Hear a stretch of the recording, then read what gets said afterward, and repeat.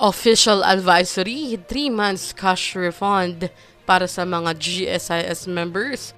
Ano ito ating alamin?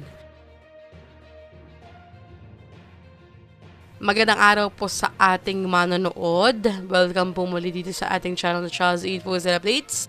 Alam niyo po ang nag-anunsyo ang GSIS ng isang modified 3-month loan moratorium na may kasamang agarang cash refund para sa mga miyembro nito.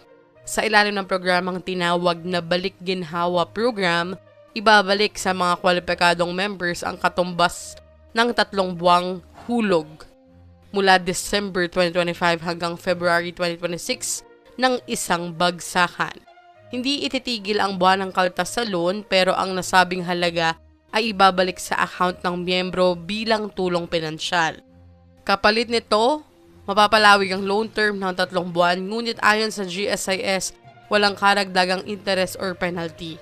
Voluntaryo rin ang pag-avail ng programa at maaaring mag-apply sa pamamagitan ng GSIS Touch App. Layunin ng programa na magbigay ng agarang cash flow sa mga empleyado ng gobyerno lalo na sa panahon ng patuloy na pagtaas na gastusin. Ano po ang inyong reaksyon dito? Sa aking palagay po, magandang move ito ng GSIS dahil nagbibigay siya ng instant relief.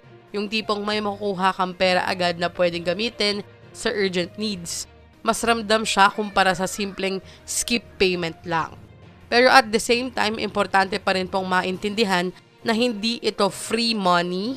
Utang pa rin siya na mababayaran later dahil hahaba naman yung loan term mo.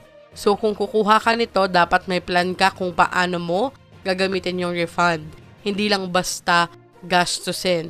Kasi nga, hindi naman siya sapilitan so voluntary siyang pwedeng i-apply. Overall balance siya, helpful sa short term pero kailangan pa rin ng wise decision making sa long term. Hanggang dito na lamang po muna. Ito ang Chaz Infos and Updates. I-like, share, and subscribe para kayo ay updated. God bless po and have a nice day.